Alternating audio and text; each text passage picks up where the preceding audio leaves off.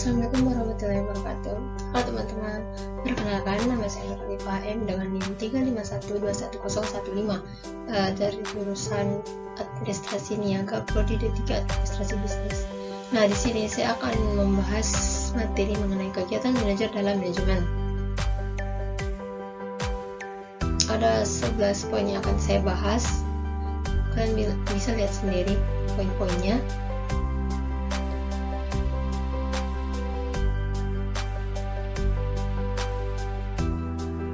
Langsung saja, manajer.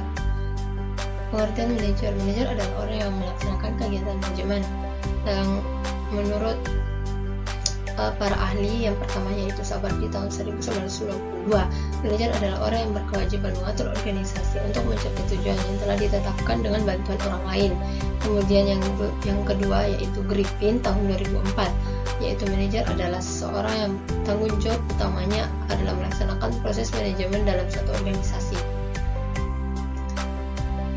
Selanjutnya, fungsi manajer. Yang pertama yaitu perencanaan. Seorang manajer bersama jajaran di organisasi merencanakan bagaimana setiap divisi akan bekerja untuk mengembangkan perusahaan dan mencapai tujuan. Selanjutnya, kepemimpinan. Kepemimpinan itu fungsi manajer kepemimpinan. Yang ketiga yaitu pengaturan, yaitu rangkaian aktivitas pembagian tugas yang akan dikerjakan serta proses pengembangan struktur organisasi yang sesuai dengan tujuan perusahaan.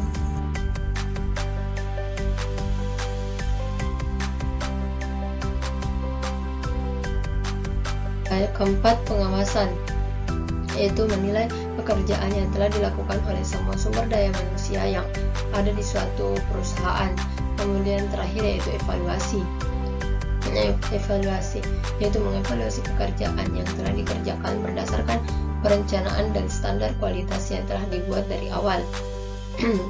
Seperti penggunaan cara mengevaluasinya yaitu seperti menggunakan analisis SWOT. Analisis SWOT itu biasanya peran manajer ada 3. 5W tambah 1H. Yang pertama yaitu mengambil keputusan. Manajer adalah penanggung jawab sebuah divisi sekaligus pengambil keputusan utama dengan berdasarkan pada pengalaman, pengetahuan, dan kompetensi. Manajer juga mengambil keputusan tentang nasib karyawan dalam divisinya, sejak perekrutan hingga penempatan. Mereka juga menentukan siapa yang akan mendapat promosi maupun sanksi. Yang kedua, memecahkan masalah. Nah, seorang manajer harus bisa menjadi pemecah masalah yang terjadi dalam divisi yang ia pimpin, mulai dari masalah menyangkut proses kerja hingga konflik antar anggota tim. Kemudian yang ketiga yaitu membangun tim yang produktif. Nah, selain kompensasi, sikap dan kepribadian manajer juga mempengaruhi kepuasan karyawan, sedangkan kepuasan karyawan merupakan kunci produktivitas perusahaan. Untuk itu, dalam membangun tim yang produktif, dibutuhkan manajer yang dapat memberi kepuasan para anggota timnya. Karena manajer adalah orang pertama atau sosok paling penting dalam perusahaan bagi setiap karyawan. Mereka lah yang mempengaruhi keputusan karyawan untuk tetap bertahan atau berhenti.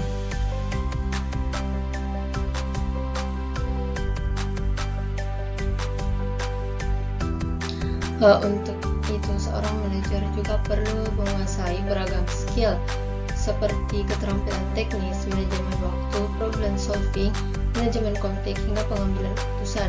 Tak ketinggalan juga skill yang lain yaitu menemukan karyawan yang berbakat.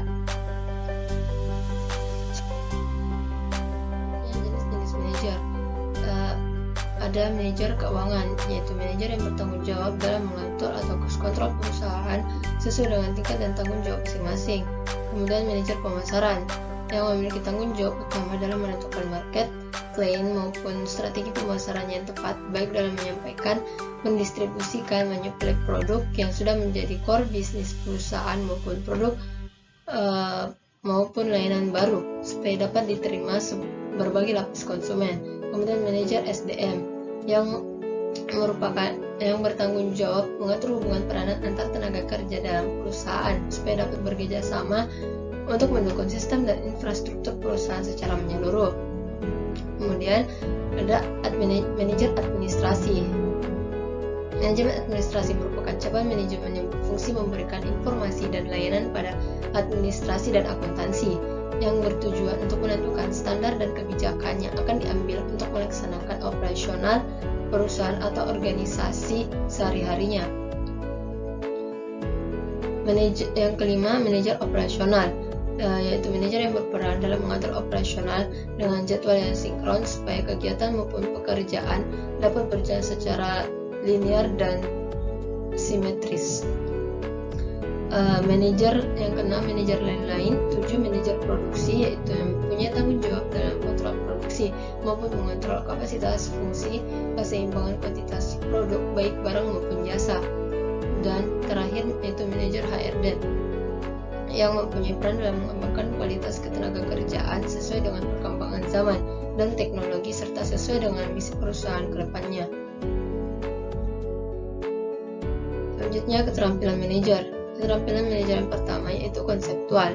Nah, seorang manajer, khususnya manajer tingkat atas atau top manager, wajib memiliki keterampilan manajer untuk menyusun perencanaan strategis, konsep, ide, dan gagasan demi kemajuan organisasinya. Kemudian komunikasi. Keterampilan komunikasi juga, manajer juga harus memiliki keterampilan berkomunikasi atau yang ada hubungannya dengan orang lain. Seperti komunikasi persuasif harus selalu diterapkan oleh manajer terhadap timnya, yang dengan komunikasi persuasif tersebut dan bersahabat, tim akan merasa dihargai dan mereka akan bersikap terbuka pada yang lain. Kemudian keterampilan teknis yang mengacu pada kemampuan Anda sebagai manajer untuk menjalankan suatu pekerjaan tertentu yang berkaitan dengan hal-hal teknis. Kemudian keterampilan kepemimpinan, yaitu seorang manajer harus mampu memimpin anggota-anggotanya untuk mencapai tujuan perusahaan. Kemudian keterampilan membuat keputusan. Nah, keterampilan manajer yang ini yaitu mampu mendefinisikan masalah dan menentukan cara terbaik dalam mengatasinya. Hal ini merupakan keterampilan yang utama yang harus dimiliki oleh seorang top manager. Kemudian yang terakhir yaitu manajemen waktu. Seorang manajer harus mampu mengelola waktu yang dimilikinya secara bijaksana.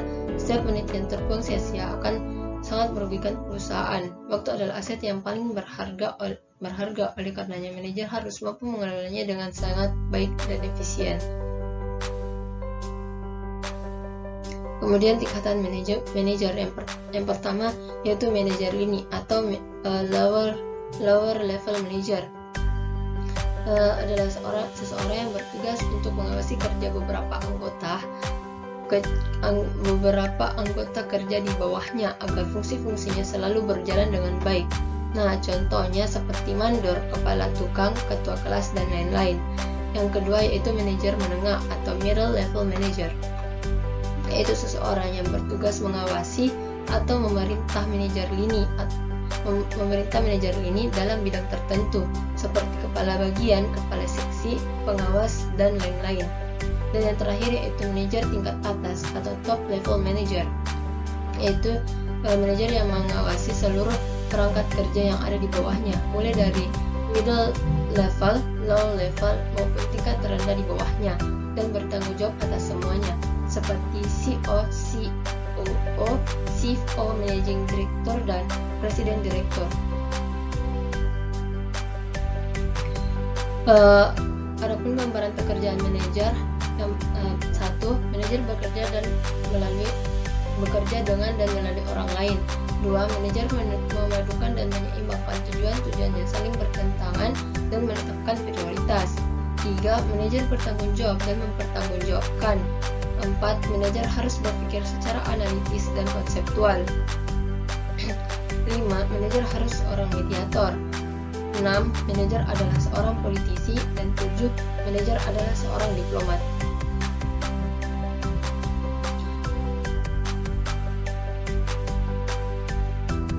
Manajemen.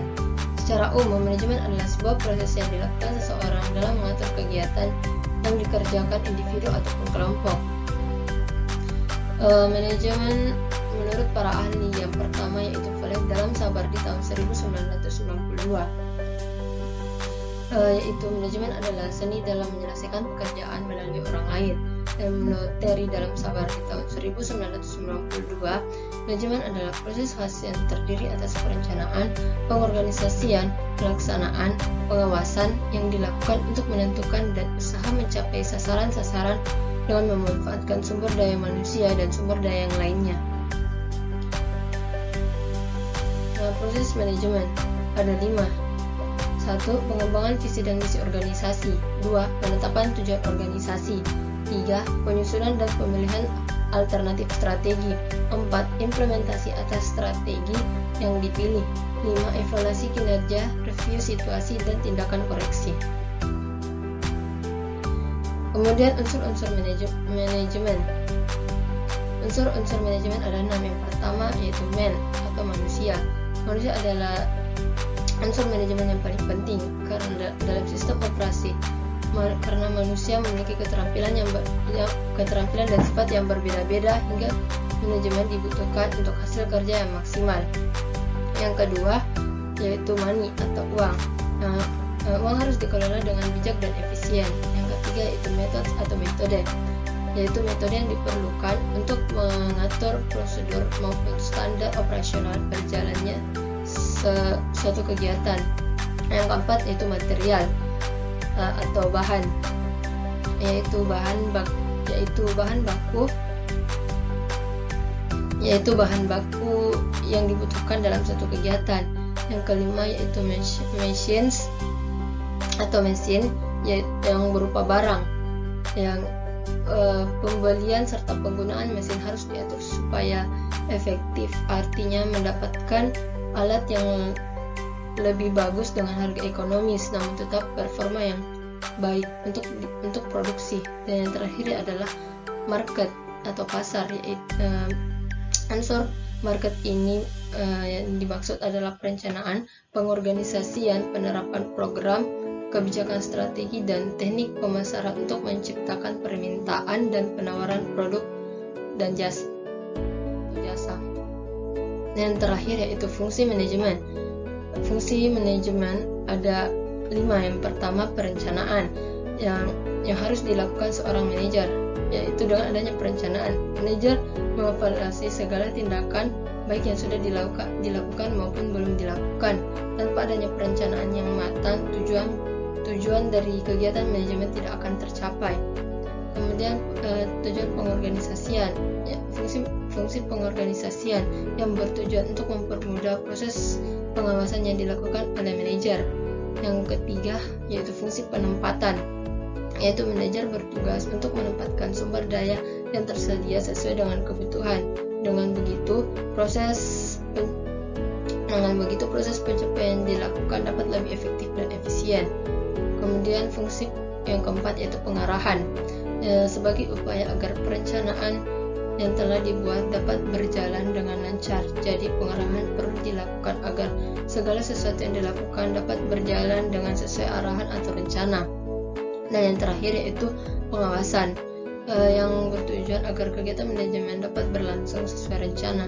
Jika tidak berjalan baik, dapat dilangsungkan proses evaluasi. Jadi tujuan manajemen pun dapat tercapai dengan lebih efektif dan efisien. Itulah tadi pembahasan saya mengenai materi kegiatan manajer dalam manajemen. Kurang dan lebihnya mohon dimaafkan. Wassalamualaikum warahmatullahi wabarakatuh.